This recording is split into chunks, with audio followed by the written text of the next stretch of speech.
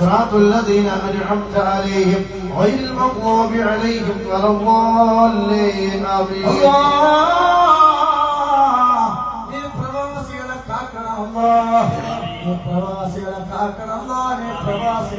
ആമീൻ ആമീൻ യാ റബ്ബൽ ആലമീൻ. ഞാൻ ഒരുപാട് വിമർശിച്ചിട്ടുള്ള ആളാണ് നമ്മുടെ ഈ ആറ്റക്കോയ തങ്ങൾ. പക്ഷെ ഒരു കാര്യത്തിൽ എനിക്ക് അദ്ദേഹത്തോട് ഭയങ്കര ബഹുമാനമാണ്. അദ്ദേഹം വിയർപ്പൊഴുക്കി പൈസ ഉണ്ടാക്കുന്ന ഒരാളാണ്, അധ്വാനിക്കുന്നുണ്ട്, വെറുതെ ഒന്നും പൈസ ഉണ്ടാക്കുന്ന ഒരാളല്ല. നിങ്ങൾ അദ്ദേഹത്തിൻ്റെ ആ ഡ്രസ്സിലേക്ക് നോക്കി, അദ്ദേഹം വെട്ടി വിയർത്തിട്ടുണ്ട്. അദ്ദേഹത്തിൻ്റെ അധ്വാനത്തിൻ്റെ വിയർപ്പിൻ്റെ ഫലമാണ് അദ്ദേഹം അനുഭവിക്കുന്നത്. അദ്ദേഹത്തെ പറഞ്ഞു തിരുത്തലൊന്നുമല്ല നമ്മുടെ പണി. ഞാനൊരു കാര്യം നിങ്ങളോട് ഈ അവസരത്തിൽ ബോധ്യപ്പെടുത്താൻ വേണ്ടിയാണ്. അദ്ദേഹം എന്തോ ആയിക്കോട്ടെ, അദ്ദേഹം റബ്ബും ആയിക്കോട്ടെ, നമുക്കൊന്നും അദ്ദേഹത്തിന് അങ്ങനെ എപ്പോഴും വിമർശിച്ച് അതൊരു മോശമല്ല, അത് പോട്ടെ. ഈ ആമീൻ ഉണ്ടല്ലോ, ഈ പ്രവാസികൾക്ക് വേണ്ടിയുള്ള ദ്വായുടെ ആമീൻ, നിങ്ങൾ ഈ പരിപാടി ഒന്ന് ശ്രദ്ധിക്കുന്നതിൽ അവഗണിക്കുന്നുണ്ടെങ്കിൽ പോലും നിങ്ങളുടെ ഭാര്യമാർ ഈ പറമ്പിലാണ് നിങ്ങൾ ചിന്തിക്കുക.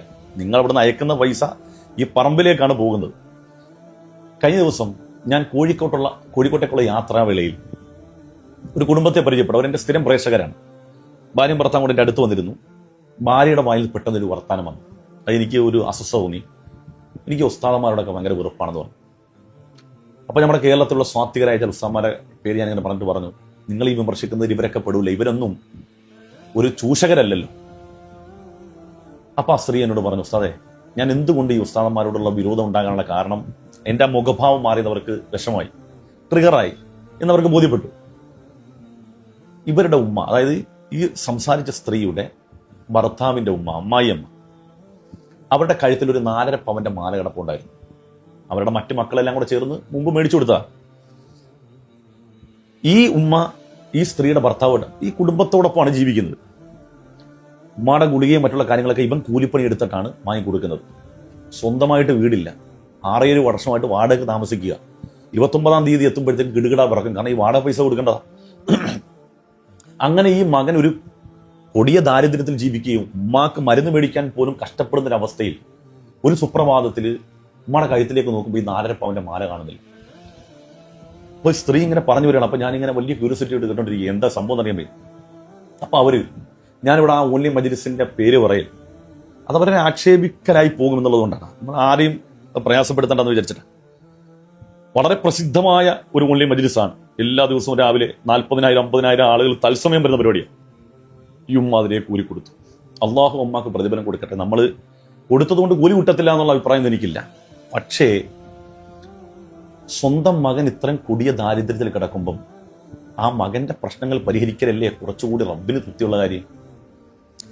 നിങ്ങളൊന്ന് ആലോചിച്ച് നോക്ക്, ഇങ്ങനെ പല ആളുകളും പ്രവാസ ലോകത്തുനിന്ന് അയച്ചു കൊടുക്കുന്ന പൈസ അവരുടെ ഭാര്യമാർ ഇത്തരം പരിപാടികൾ കൊണ്ട് ചെലവഴിക്കുന്നു. നമ്മൾ ചിന്തിക്കേണ്ടത് നമ്മുടെ തൊട്ടടുത്ത് എത്രയോ വളരെ പരാധീനത അനുഭവിക്കുന്ന അത് നിരാലംബരായ മനുഷ്യരുണ്ടെന്നറിയോ. ഞാനിപ്പോൾ സ്ഥിരം നമ്മുടെ പള്ളിയിൽ നിങ്ങൾക്കറിയാം, ഞാനിപ്പോൾ ഈ സമീപകാലത്തായിട്ട് ഈ ചാരിറ്റിയൊക്കെ ചെയ്യുന്നതുകൊണ്ട് പറയാം, നമ്മുടെ അടുത്ത് വരുന്ന ഓരോ കേസുകളും അവരുടെ ആ പ്രശ്നങ്ങളെക്കുറിച്ച് കേൾക്കുന്ന സമയത്ത് നമുക്ക് സത്യം പറഞ്ഞാൽ എന്ത് മറുപടി പറയണമെന്ന് അറിയാമോ. നിസ്സംഗരായി നമ്മളിങ്ങനെ നിന്ന് പോകും. ഒന്നും ചെയ്യാൻ കഴിയുന്നില്ലല്ലോ. നമ്മൾ ചെറിയ ശമ്പളത്തിന് ജോലി ചെയ്യുന്ന ആളുകളല്ലേ. ആരെങ്കിലും കയ്യിൽ നിന്നൊക്കെ ഇങ്ങനെ വിളിച്ചിട്ട് ഇങ്ങനെ ആണ്, വളരെ പ്രയാസമാണ്, 3 പെൺമക്കളാണ്, വീടില്ല, രോഗമാണ് എന്നൊക്കെ അവരുടെയൊക്കെ പറയുമ്പം അവർക്കുണ്ടാകുന്ന ആ ഒരു സങ്കടം അല്ലെങ്കിൽ സഹാനുഭൂതി കൊണ്ട് അവരെന്തെങ്കിലും അയച്ചു വരുമ്പോൾ അവർക്ക് കൊടുക്കലാണ് സാധാരണ. ഞാൻ ഇന്നലെ ഒരു വീഡിയോ നിങ്ങൾ കേട്ടിട്ട് നിങ്ങൾ കണ്ടു കാണും. ഒരു ക്യാൻസർ രോഗിയാകുമ്പോൾ എൻ്റെ മുമ്പിൽ വന്ന ആ സോഫയിലും കിടക്കുകയാണ്, വയ്യ, കീമൊക്കെ ചെയ്ത് ഈ കൈയൊക്കെ കറുത്തു. അവിടെ ഇങ്ങനെയുള്ള മനുഷ്യരെ സഹായിക്കടാ. അള്ളാഹ്ക്ക് എന്ത് തൃപ്തിയാടാ, നിനക്ക് എന്തെല്ലാം പ്രതിഫലം കിട്ടും. അവർക്ക് കൊടുക്കാൻ ഒരുപാട് പേരുണ്ട്. വിവാഹപ്രായം എത്തിയിട്ട് പണമില്ലാത്തതിൻ്റെ പേരിൽ അല്ലെങ്കിൽ അങ്ങനെയുള്ള കാര്യങ്ങൾക്ക് ധനമില്ലാത്തതിൻ്റെ പേരിൽ പല നിറഞ്ഞു നിൽക്കുന്ന പെൺകുട്ടികളുണ്ടല്ലോ. രോഗം കൊണ്ട് വിഷമിച്ച് ഒരു നേരത്തെ ഗുളികൾക്ക് മരുന്നിനും വകയില്ലാത്തതുണ്ടല്ലോ. അവർക്കൊക്കെ കൂടി റബ്ബിനെ വന്ന് കൂലി കിട്ടും. എത്രയോ സ്ഥാപനങ്ങൾ നടത്തിക്കൊണ്ടു പോകാൻ വേണ്ടി ലോകോത്തര നിലവാരത്തിലേക്ക് കുട്ടികളെ എത്തിക്കുന്ന അടിപൊളി സ്ഥാപനങ്ങൾ നമ്മുടെ കേരളത്തിലുണ്ട്. അവർ പോലും റിസീവർമാരെ വെച്ച് ആളുടെ മുമ്പിൽ കൈ നീട്ടുകയാണ്. കാരണം ഈ സ്ഥാപനം നടത്തിക്കൊണ്ടു പോകാൻ, നമ്മുടെ മക്കളെയൊക്കെ പ്രാപ്തരാക്കാൻ വേണ്ടി, നിന്റെ മക്കളൊക്കെ പഠിച്ച് വളരാൻ വേണ്ടി. നമ്മളിതുവല്ല അറിയും. നമ്മൾക്കൊരു കുട്ടീനെ കൊണ്ട് സ്ഥാപനത്തിൽ ചേർക്കൽ മാത്രമേ ഉള്ളൂ. അവൻ്റെ ഭക്ഷണം, അവൻ്റെ വസ്ത്രം, അവൻ്റെ പുസ്തകം, അവൻ്റെ കിതാബ്, ഇതെല്ലാം സ്ഥാപനങ്ങളെ കൊടുക്കുന്നത്. അവർക്കൊരു വകയില്ല, ഒരു വഴിയില്ല, അവർ കൈ നീട്ടുകയാണ്.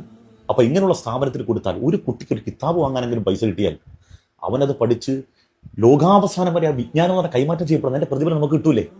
നല്ലൊരു ചോയ്സ് അല്ലേ? അങ്ങനെ ചെയ്തുകൂടെ? അള്ളാഹു പ്രതിഫലം തരട്ടെ.